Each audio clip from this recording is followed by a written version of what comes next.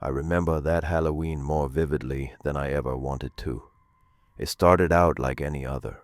Quiet streets, carved pumpkins flickering on porches, and kids rushing from door to door with plastic buckets bumping at their sides.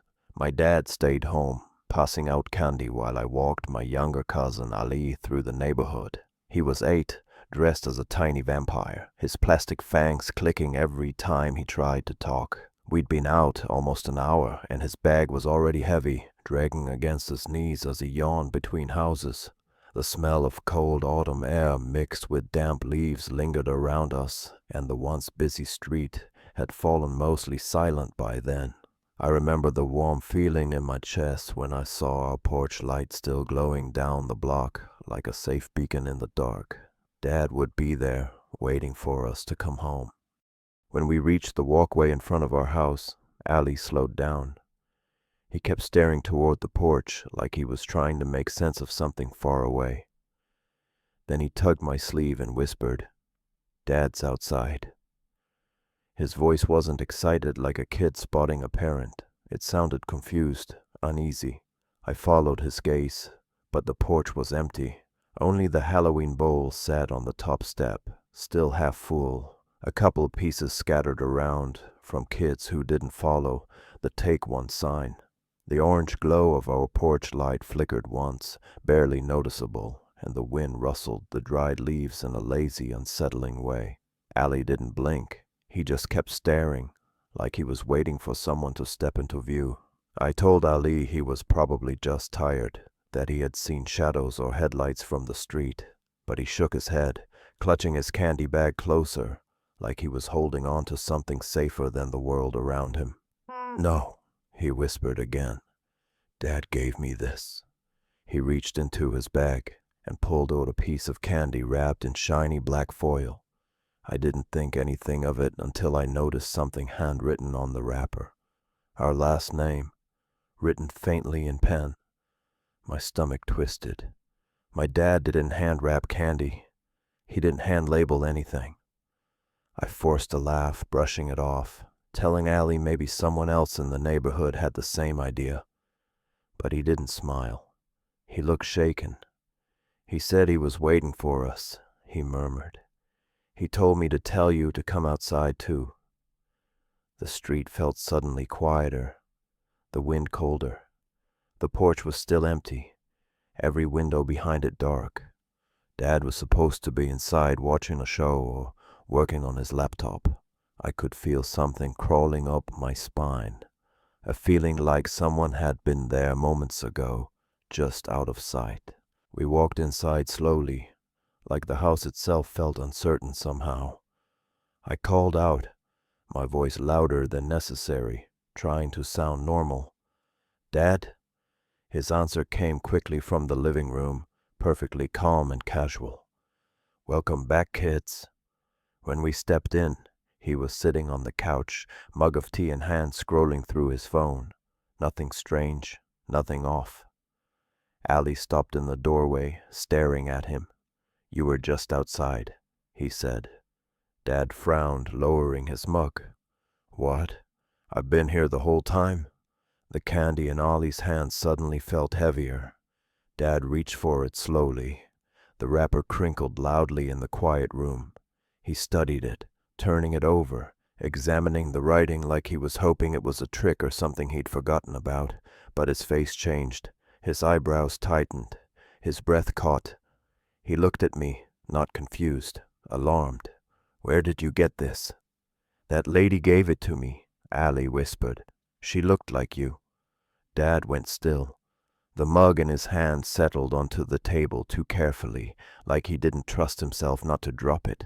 Dad's expression shifted from confusion to something else, something closer to fear. He looked toward the window, the same porch visible from where he sat. Everything was still. "Maybe someone was joking," he muttered. But he didn't sound convinced. His fingers tightened slightly around the candy. Without another word, he walked to the front door and looked out through the peephole. Then he unlocked it and stepped outside. I followed despite him telling us to stay. The porch boards creaked softly. He checked the bowl, the steps, the yard. No footprints, no movement, just cold air and quiet houses. He came back in quickly, locking the door behind him. "No one's out there," he said quietly. Allie pressed himself close to me, uneasy. The house felt wrong now, like something had followed us in or stayed just outside the walls. Dad set the candy down on the counter. We tried to move on, tried to talk about the night like everything was normal. But the silence felt heavy, thick, like it was listening. That's when Dad's phone buzzed. A text from our neighbor. "Saw you outside a minute ago, but you didn't wave back. Everything okay?" Dad blinked at the message, and for a moment, nobody moved. Allie's breathing was shaky, and I could feel my own heartbeat in my ears, loud and fast like it didn't belong to me. Outside, the wind shifted, brushing against the windows in a slow drag that felt too intentional, too slow. It didn't sound like weather anymore. It sounded like someone waiting. Tightened as he reread the neighbor's message. Allie whispered, "See, I told you." And for the first time that night, I saw real fear in my father's eyes. He double-checked the locks, then closed the blinds, his movements sharp and deliberate.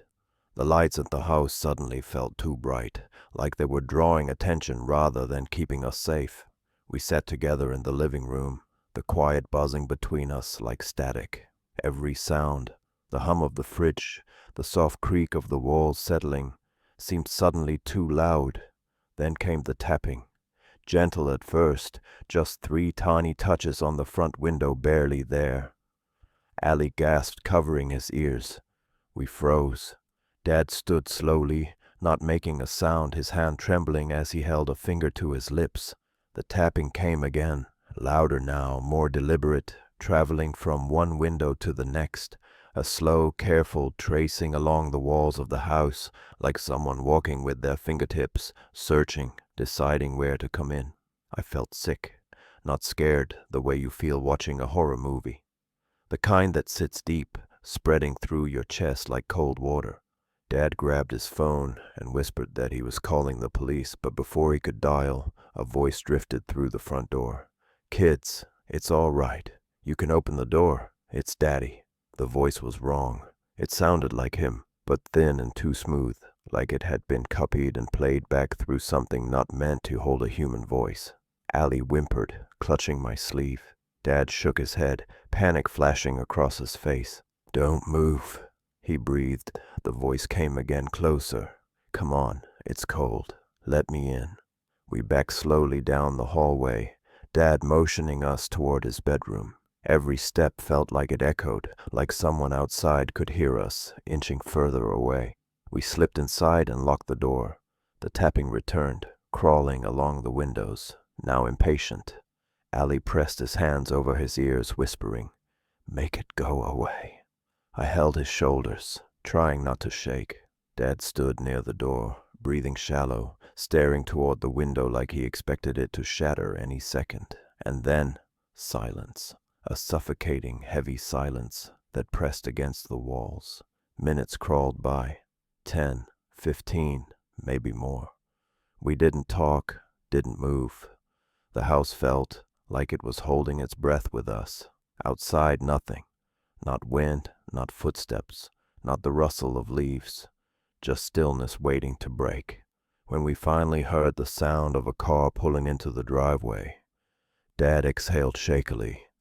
"Mom's home," he whispered. I didn't believe it at first. I was scared the voice would copy her too. But then the front door opened gently and we heard her call out, tired and familiar. The real voice, the kind that belonged to a person, not a copy.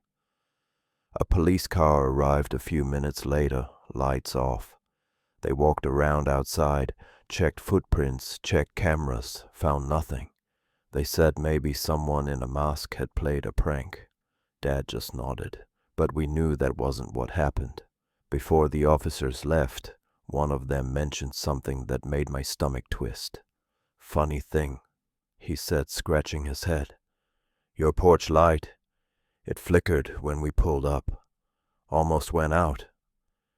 Dad closed the door behind them and didn't say a word. And ever since that night, I hate looking out windows after dark. That night didn't end when the police left. None of us slept. Dad sat by the front door with the lights off, staring through the peephole like he expected someone or something to knock again. Allie curled against me, still shaking, whispering that he could hear breathing outside even though everything was quiet. Too quiet. Every creak, every shift in the air felt like a warning. And sometimes, late at night, I swear I still hear it too, that soft tapping, like fingertips trailing along the glass. If this story gave you chills, make sure to like, share, and subscribe. Something tells me this isn't the last time